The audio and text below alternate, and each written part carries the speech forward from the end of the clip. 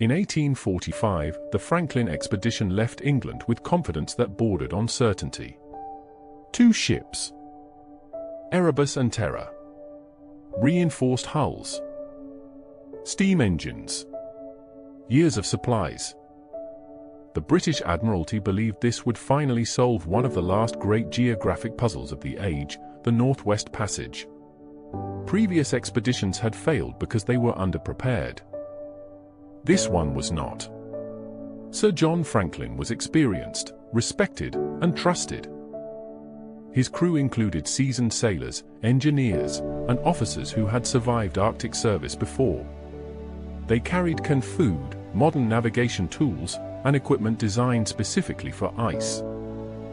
The belief was simple: technology had caught up with ambition. As the ships sailed north, reports were calm and optimistic. Whalers spotted them moving steadily into Arctic waters.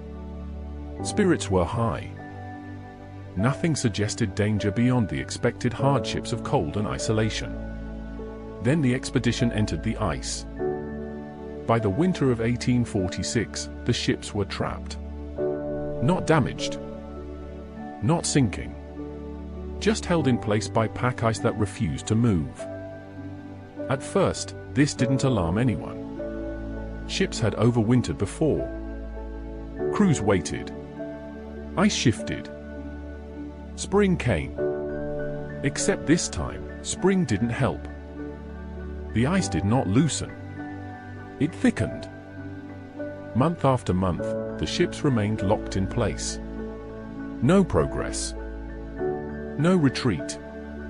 The Arctic did not negotiate. Still, no distress was sent. No rescue requested. Franklin and his officers believed they could endure. They had food.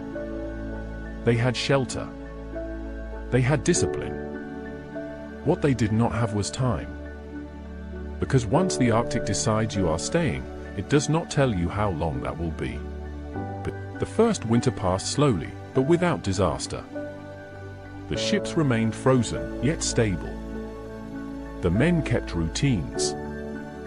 Watches were maintained. Meals were served. Discipline held the crew together as the darkness stretched on for months at a time. Everyone believed movement would come with spring. It didn't. The second summer arrived, and the ice barely shifted. Where open water should have appeared, there was only more pressure. The ships groaned but did not break.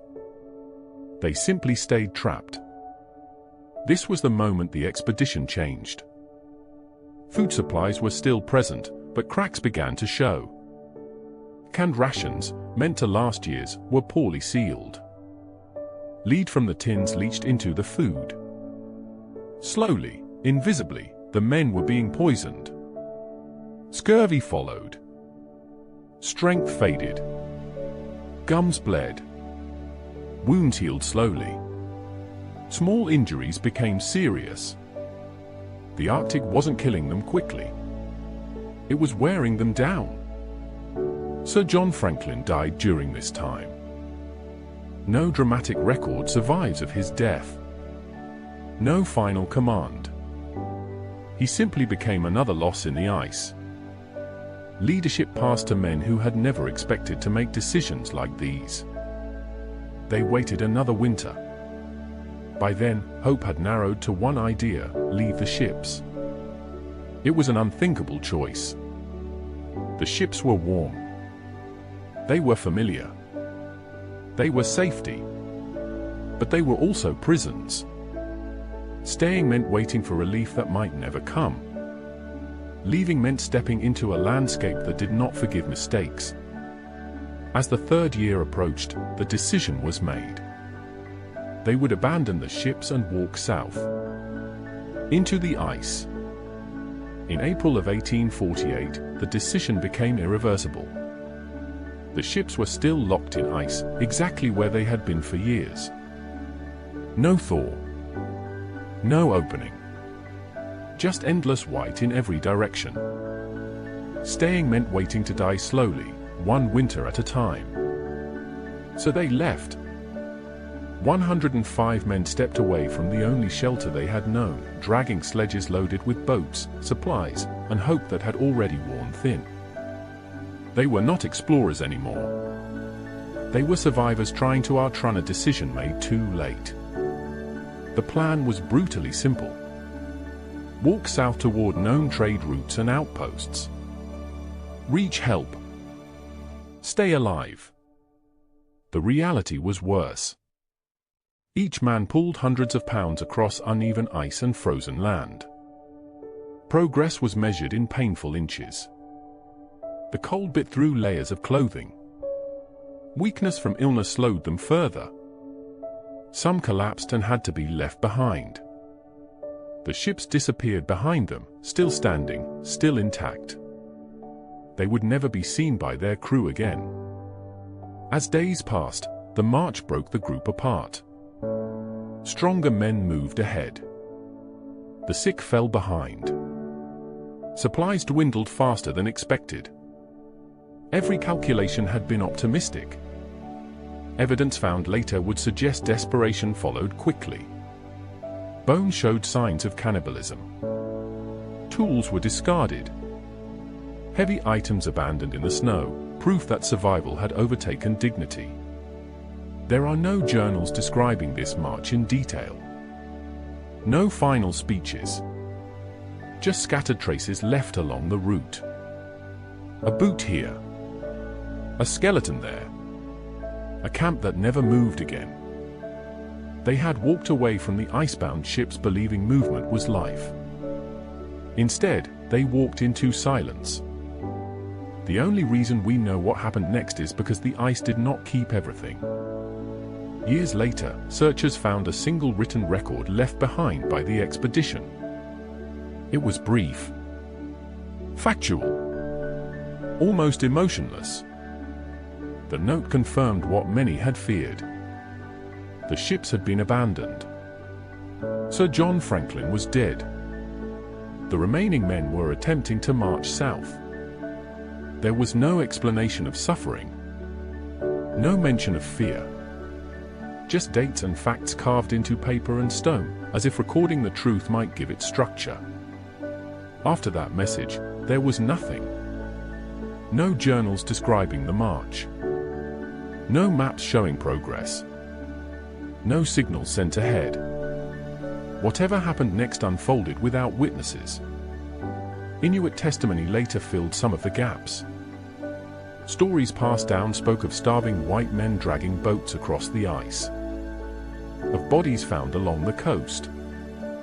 Of camps where no one remained alive.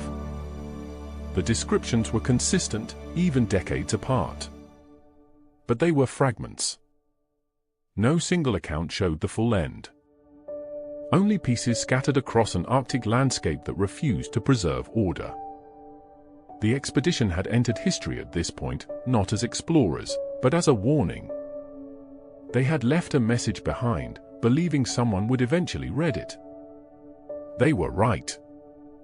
They just never lived to know it. For decades after the Franklin expedition vanished, the Arctic gave back pieces of the story slowly, and without mercy. Search teams found skeletons scattered along the coastline, some still wrapped in naval uniforms. Others lay beside abandoned boats that had never reached open water. Tools, silverware, even books were discovered far from where any expedition should have been able to carry them. Every discovery confirmed the same truth. No one survived. The condition of the remains told a darker story than any written record.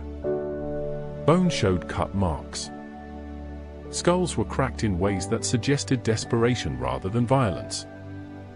The men had done what they never imagined they would have to do. They had eaten the dead to stay alive. The ice did not judge them. It simply preserved the evidence. What it never returned was a clear ending.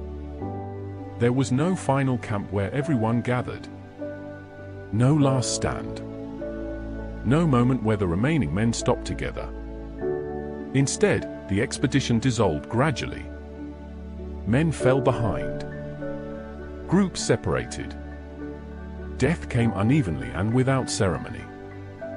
Some likely believed they were close to rescue. They were not.